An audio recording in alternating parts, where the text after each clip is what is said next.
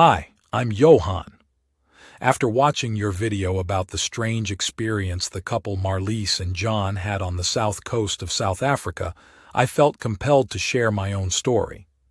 Back in the early 1990s, I often explored the mountains of the Western Cape province of South Africa. Me, my brother, and our spouses were often seeking adventure and new experiences. One particular hike stands out as a particularly strange and memorable experience. It was just the four of us, myself, my wife Cecile, my brother Rudolph, and his wife Mariska. We embarked on a hike up a remote creek on a farm nestled in one of the lesser populated valleys of the region. Our goal was to reach a cave high up in the creek known for its ancient Khoisan rock paintings.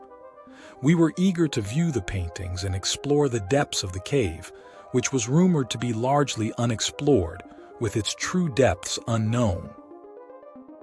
Because that entire section of the mountain is on private land, very few people have ever ventured up there. The farm has been in one family for many generations, and the story within their family is that the creek is haunted. Accessing the creek is not easy. One must navigate through a narrow valley which is an offshoot of the main valley. This small valley, which the farmer did not cultivate, was a beautiful, natural environment. This valley eventually narrows into a creek with many boulders and rock pools acting as obstructions. As you ascend further, it becomes even narrower and climbs at a steeper angle as it winds through the mountain. Getting to the creek was hard enough, but going up it was said to be quite arduous and sometimes perilous. The creek was thus truly remote and difficult to access. We were granted special permission from the owner to explore the creek, although he warned us that his family hadn't ventured up there for at least 3 decades due to strange occurrences. He was reluctant to elaborate. Among the local people of color, there is a tale passed down from their forefathers, the Khoi people, a group similar to the San people of the Kalahari. They believed that the creek was a sacred place where rituals were performed and sacrifices were made to the ancestral spirits who resided there.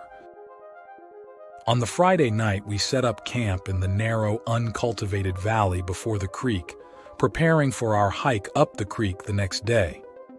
On the Saturday, the weather was scorching hot, typical of summer days in the region. Despite the heat, the brook running down the creek had enough water to form several deep, cascading pools as we ventured further upstream.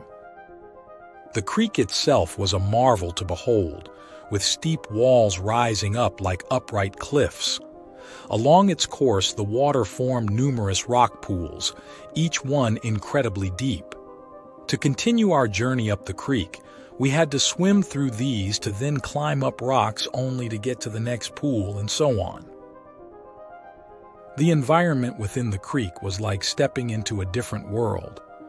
With only a few short hours of the scorching African sun shining directly into the creek each day, the flora was lush and vibrant.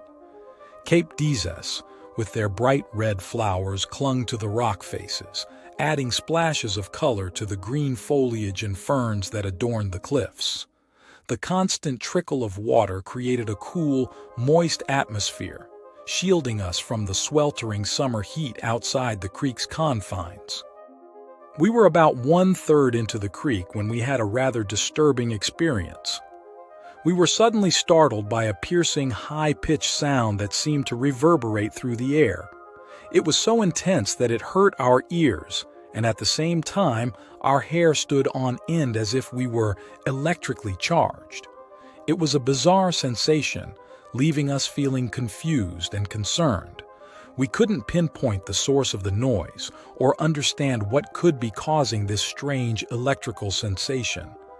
This unsettling experience lasted for about 30 seconds, and we were somewhat relieved when it abruptly stopped, our hair returning to its normal state.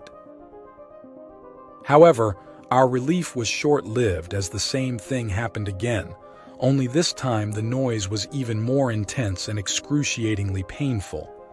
It felt like it would never end, though it only lasted for about a minute and leaving us thoroughly shaken.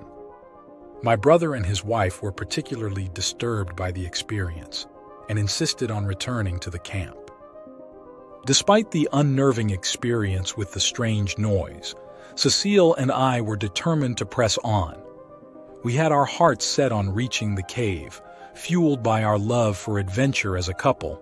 However, I couldn't deny that the eerie atmosphere and the unsettling sensation lingered in the air. Meanwhile, Rudolph and Mariska seemed thoroughly spooked. We reached a tentative agreement to continue a bit further, but if the noise were to start again, they insisted on turning back. As we trudged on for another 10 minutes or so, tension hung heavy in the air.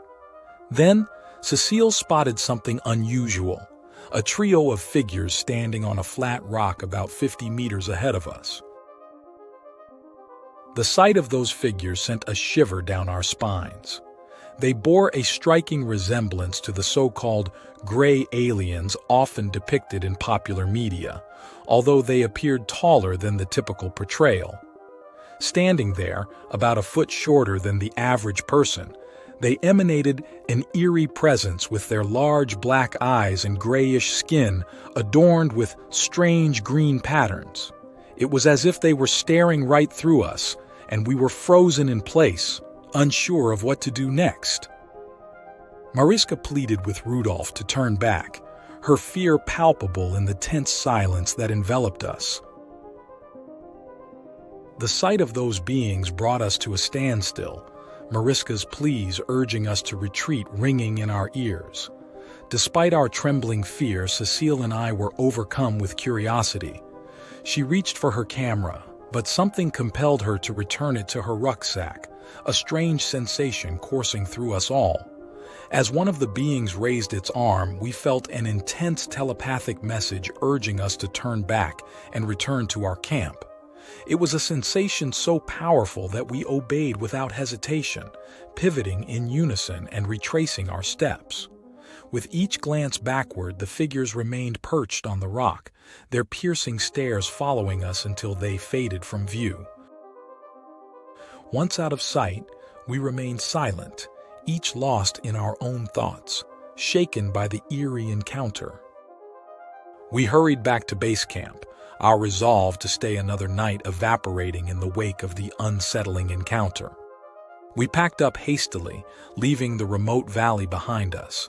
We shared our experience with only a select few, knowing that others would dismiss us as crazy.